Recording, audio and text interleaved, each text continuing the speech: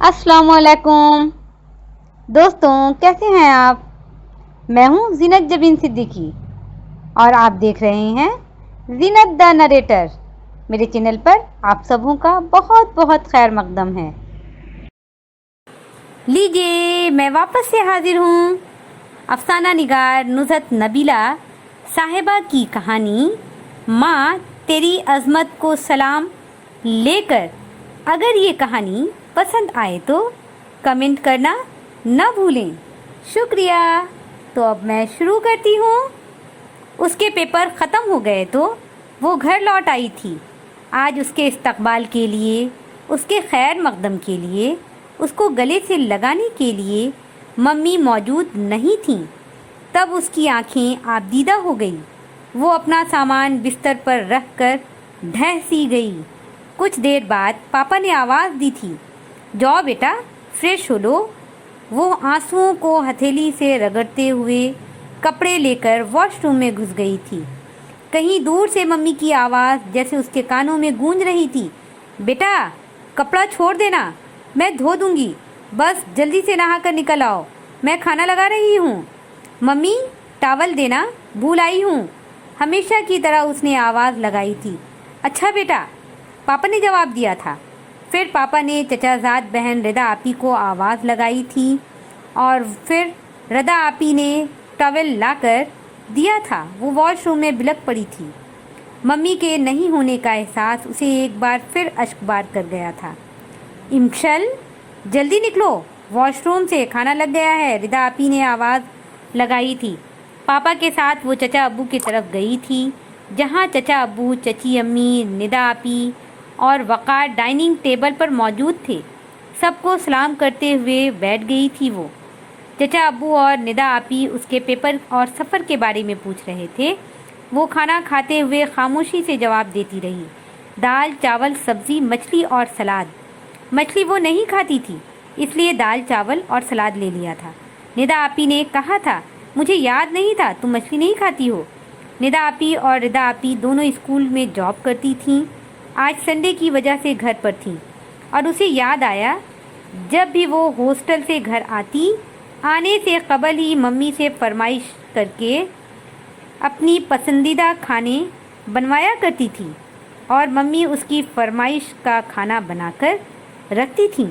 आज पहली बार हॉस्टल से आने के बाद फरमाइशी खाना नहीं खा रही थी। वो खामोशी से खाना खाकर अपनी तरफ आ गई थी। बिस्तर पर लेटते हुए बार बार उसे मम्मी के नहीं होने का एहसास हो रहा था। अभी सिर्फ 2 दिन ही गुजरे थे। निदा आपी, रेदा आपी, वक़ार सब स्कूल चले जाते थे। चचा अब्बू, चची अम्मी अपने अपने कामों में मसरूफ़ होते। खाना नाश्ता बुआ बना दिया करती। पापा ऑफिस चले जाते। हॉस्टल से आने के बाद उसके सारे काम तो मम्मी खुद ही करती रहती थी और जब तक वो हॉस्टल वापस नहीं जाती, मम्मी से फरमाइशी खाना बनवा कर खाती। और आज उसे जो पसंद नहीं था वो उसे जहर मारकर खाना पड़ा था। उसे याद है, जब उसका बर्गर, पिज़्ज़ा, समोसा या चाट खाने का मन होता, वो मम्मी से कहती, मम्मी पापा को फ़ोन कर दें, ऑफिस से लौटते हुए वो हमारे लिए ये सब लेकर आएँ। और पापा शाम में ऑफिस से लौटते हुए सारी चीज़ें ले आते और आज पापा खुद से ये सब कुछ लेकर आ रहे थे, जैसे मम्मी ने उन्हें फ़ोन कर दिया हो। हॉस्टल से आने के बाद वो अपने रूम में ही रहा करती थी। लैपटॉप पर कोई मूवी देखती, कभी टीवी पर जाकर कोई सीरियल देख लिया करती। कोई पाकिस्तानी मूवी होती तो ज़बरदस्ती मम्मी को काम से खींच कर ले आती। मम्मी कहती ही रहती, अरे रहने दो, मुझे बहुत काम है।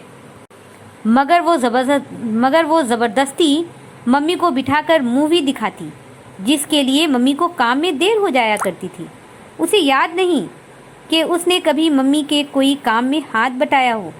वो मेरे काम करके थकती नहीं थी, बल्कि खुश होती थी। उसकी हर छोटी बड़ी ख्वाहिशों को पूरा करती, मेरी खुशी में ही जैसे उनकी खुशी हो। आज उसे ये एहसास हो रहा था कि उसने मम्मी की बीमारी में कभी उनकी खिदमत नहीं की, कभी उनका सर नहीं दबाया, कभी पाँव नहीं दबाया। उसे खाना बनाना नहीं आता था। मम्मी बेचारी बीमारी की हालत में भी उठकर किसी न किसी तरह کھانا بنا دیا کرتی تھی.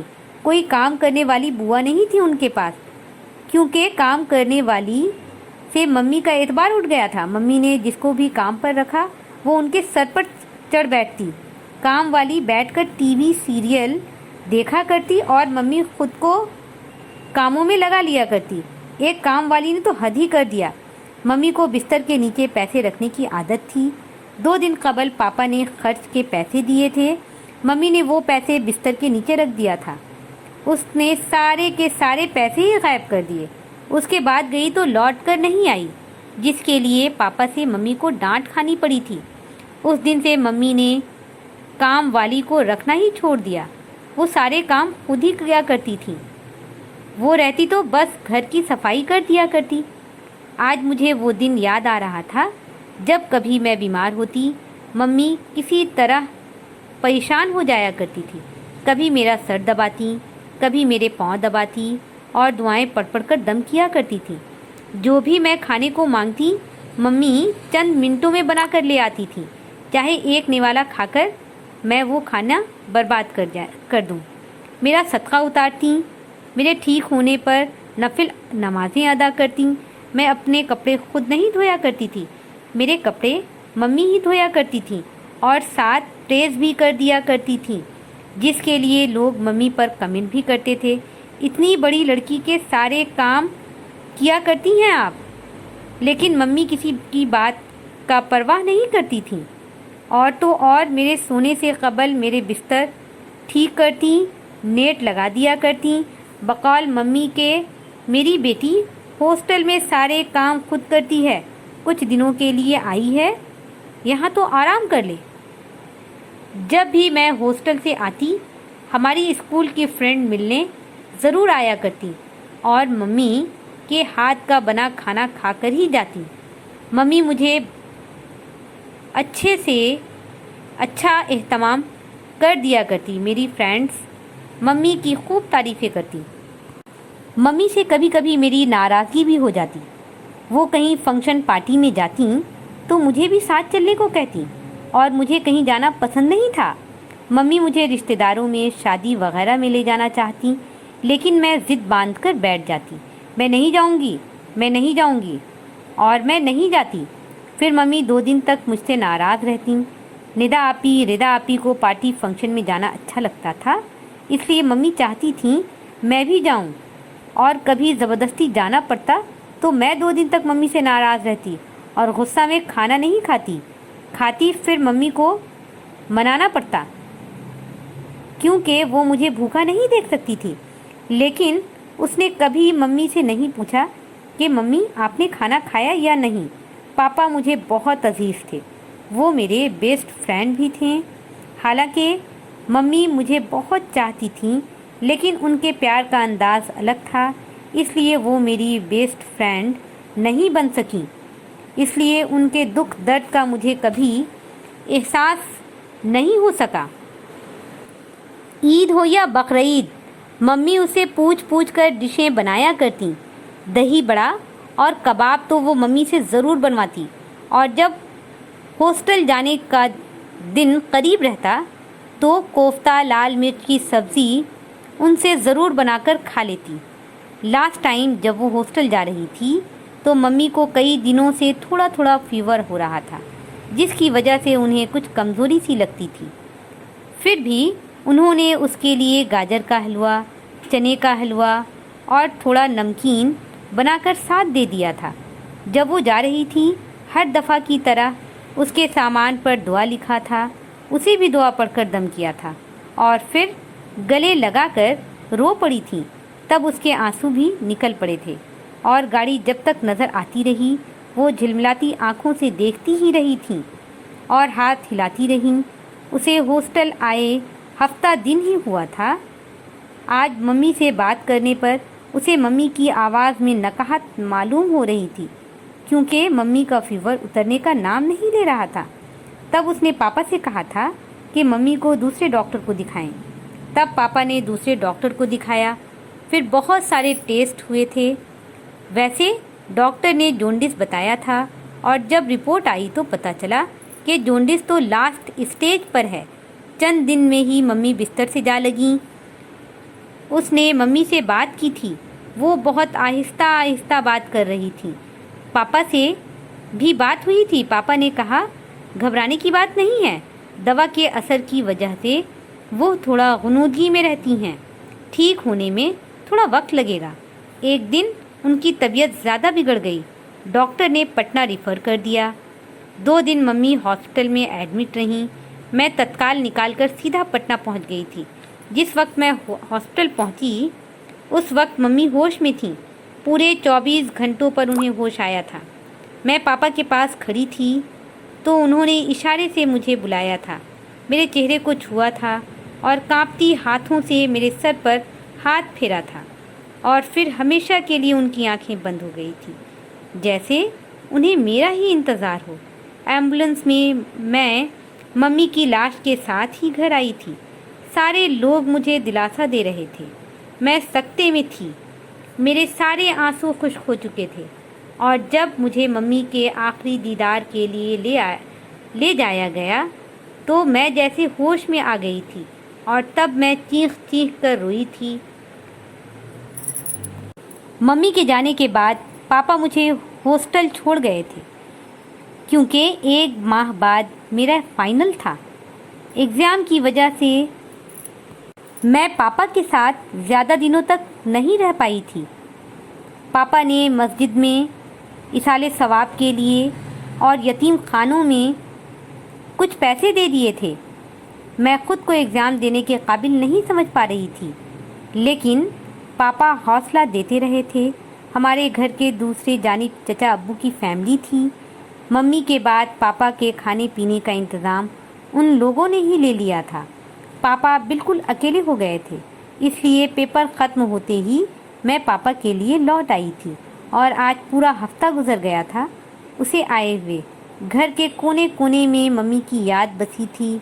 जब मम्मी थीं तो उनकी अहमियत समझ में नहीं आती थी। आज किचन सूना पड़ा था जहाँ मम्मी मेरा पसंदीदा खाना बनाया करती थी। आज जब मैं अपने कपड़े धोती हूँ तो कानों में मम्मी की आवाज़ गूंजती है, बेटा कपड़े रख दो, मैं धो दूँगी। पापा जिन्होंने कभी एक रुमाल तक नहीं धोया था, आज वो भी अपने कपड़े खुद से धोते हैं और बग़ैर प्रेस किए ऑफिस पहनकर चले जाते हैं। अब मैं उनके कपड़े वॉशिंग मशीन में डाल देती हूँ और प्रेस भी कर देती हूँ।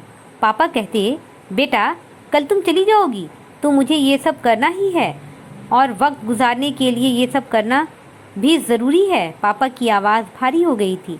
रिदा आपी नदा आपी स्कूल चली जाती, वक़ार स्कूल के बाद ट्यूशन, फिर खेल। चचा जान की तरफ जाना भी कोई फ़ायदा नहीं था। पापा के ऑफिस जाने के बाद वो बिल्कुल अकेली हो जाती थी। कभी सेल फोन पर कोई गेम खेली या फिर लैपटॉप लेकर बैठ जाती, लेकिन किसी चीज़ में दिल नहीं लगता। मम्मी के नहीं होने का एहसास उसे खाए जाता और अब उसका मम्मी के बग़ैर वक्त नहीं कट रहा था। पहले भी हॉस्टल से आने के बाद भी वो ज़्यादातर अपने रूम में ही रहा करती थी, लेकिन आसपास से मम्मी के बोलने की आवाज़ें, उनके कदमों की आवाज़ें सुनाई देती रहती थी। कभी एहसास होता है मम्मी मुझे आवाज़ दे रही हैं, कभी गुमान होता है मम्मी आ रही हैं। कभी कभी मुझे भूख लगती है तो मैं बड़बड़ाने लगती हूँ, मम्मी मेरे लिए हलवा बना दें, मम्मी चाय और पराठा बना दें, चूड़ा और बादाम फ्राई कर दें। पापा भी शाम 6 बजे से पहले नहीं आते थे। आज मैं बिल्कुल तन्हा होकर रह गई थी। मम्मी की याद मुझे बेतहाशा आने लगी। मम्मी मेरे सर में बहुत दर्द है, मेरा सर कौन दबाएगा? मम्मी मम्मी मेरा सर दर्द से फट जाएगा, मेरा सर दबा दो। मम्मी मैं आंखें बंद किए बड़बड़ा रही थी। आज मुझे शिद्दत से एहसास हो रहा था मम्मी क्या होती हैं, उनकी अहमियत को नहीं समझा। आज सर के दर्द से परेशान हूँ, लेकिन सर पर हाथ रखने वाला कोई नहीं। मम्मी देखो आपकी बेटी कितनी अकेली हो गई है। मुझे भूख लगी है लेकिन मुझ में हिम्मत नहीं है। मैं उठकर खुद से बिस्किट या फल ही ले लूँ। मम्मी मम्मी वापस आ जाओ, मैं आपके बगैर नहीं रह सकती। मैं आपकी हर बात मानूंगी, अब आपको नाराज़ नहीं करूँगी। वो फूट फूट कर रो रही थी। रोते रोते उसकी आंख लग गई। फिर मम्मी आई थीं। उसके सिरहाने बैठकर उसका आहिस्ता आहिस्ता सर दबाया था, उसके आंसू अपने आंचल से पूछा था और दुआएं पढ़कर उस पर दम की थीं। बेटा उठो, ऐसे हिम्मत नहीं हारते। बेशक तुम मुझे देख नहीं सकती, लेकिन मैं हमेशा तुम्हारे पास होती हूँ। तुम्हें तो अपने साथ साथ पापा का भी ख्याल रखना है। देखो किचन कितना सूना हो गया है, उसे आबाद करो। और इस तरह भूखी प्यासी रहोगी तो तुम भी बीमार पड़ जाओगी। तुम खुद को काम में मसरूफ़ रखोगी तो तुम्हारा वक्त भी कट जाएगा। बस थोड़ी हिम्मत की ज़रूरत है, फिर सब कुछ आसान हो जाएगा। और फिर अभी तो पढ़ना है तुम्हें, और पढ़कर एक दिन मम्मी पापा का ख्वाब भी पूरा करना है। इस तरह हिम्मत हार जाओगी तो आगे की ज़िंदगी कैसे हमवार कर सकोगी। और दूसरों का दामन थाम कर चलने वाले को अपनी मंजिल को पाना बड़ा मुश्किल हो जाता है। अपनी मंजिल को पाने के लिए खुद में हिम्मत और इस्तक़लाल पैदा करना होता है। और मेरी बेटी इतनी कमज़ोर नहीं है। हर मुकाम पर तुम्हारी मम्मी हमेशा तुम्हारा हमसाया बनकर तुम्हारे संग रहेंगी। मैं इस तरह तुम्हें टूटते हुए नहीं देख सकती। आओ पहले किचन से शुरुआत करते हैं। उठो, शाबाश, चलो मेरे साथ किचन। इमशल बेटा उठो। पापा की आवाज़ पर उसकी आंख खुल गई थी। पापा आज ऑफिस से कुछ सवेरे ही लौट आए थे और उसके लिए बहुत सारा खाने का सामान लेकर आए थे। जैसे मम्मी ने उन्हें कॉल करके बता दिया हो कि इमशल को भूख लगी है। उसने आज खाना भी नहीं खाया है। वो पापा के गले लगकर रो पड़ी थी। फिर बताया कि ख्वाब में मम्मी आई थी, मेरा सर भी दबाया, दुआएं पढ़कर दम भी किया। और फिर उन्होंने क्या क्या कहा वो सारी बातें उसने पापा से बता दिया। पापा रिज़ल्ट और एडमिशन तक मुझे यहाँ रहना है, इसलिए कल से मैं खुद खाना बनाऊंगी। मेरा टाइम भी पास हो जाएगा। मम्मी ने कहा है वो मेरे साथ साथ रहेंगी। और सच तो है बुआ के हाथों का बदमज़ा खाना मुझे अच्छा नहीं लगता और चची जान की तरफ खाने से मुझे गिल्टी फील होती है। पापा मैं लिस्ट बना देती हूँ, आप सामान ले आएँ और आप चचा अब्बू से बात भी कर लें कि आज से खाना मैं उनकी तरफ नहीं खाने वाली। दूसरे दिन वो 9 बजे की बजाय 7 बजे सुबह उठ गई थी। पहला दिन था इसलिए उसने ब्रेड और आमलेट बनाया था और फिर पापा के साथ बैठकर नाश्ता भी किया। फिर पापा के लिए चाय भी बनाई थी और ऐसा करके उसके दिल को सुकून का एहसास हो रहा था। पापा के ऑफिस जाने के बाद उसकी सफाई की, बेडशीट और कपड़े भी धो डाले। फिर वो आहिस्ता आहिस्ता सारा काम करने लग गई थी। घर की सफाई, कपड़े वॉश करना, उसे प्रेस करना और किचन का सारा काम। जब वो कुछ डिश बनाती और कुछ भूल जाती तो उसे एहसास होता कि मम्मी मौजूद हों और वो उसे बता रही हूँ, इसमें ये मसाला देना है, इसे ऐसे पकाते हैं, इसमें इतनी मिर्ची देनी है, इसमें इतना पानी देना है, इसको धीमी आंच पर बनाना है, इतना तेल देना है, इतना घी देना है, वगैरह वगैरह। वो उनके हिदायत के मुताबिक सब कुछ किया करती थी और फिर देखते ही देखते डिश बिल्कुल परफेक्ट तैयार हो जाता। उसे और पापा को यकीन नहीं होता कि ये डिश उसने बनाई है। कभी कुछ अच्छा बनाती तो चची अम्मी की तरफ भी दे आती, वो लोग भी खूब तारीफ़ें करते। उसे काम करने की आदत बिल्कुल नहीं थी। रात थक कर सोती तो उसे महसूस होता जैसे मम्मी उसका पाँव दबा रही हैं, उसका सर सहला रही हैं। और जब वो सुबह उठती तो सचमुच उसकी सारी थकान, उसका सारा दर्द गायब रहता। मम्मी, मेरी प्यारी मम्मी, आपको मैं देख नहीं सकती, लेकिन सचमुच मैं आपको हर जगह महसूस करती हूँ, लेकिन आपको देख नहीं सकती। काश मैं आपको देख सकती। मम्मी, आप हमारे पास थीं तो मैं आपकी अहमियत को समझ नहीं पाई, आपकी अज़मत को समझ नहीं पाई, आपकी कदर नहीं की। आज आप हमसे बहुत दूर चली गई हैं तो मुझे आपकी अहमियत का एहसास हो रहा है। माँ, मेरी माँ, मैं तुम्हें बहुत मिस कर रही हूँ, लौट आओ।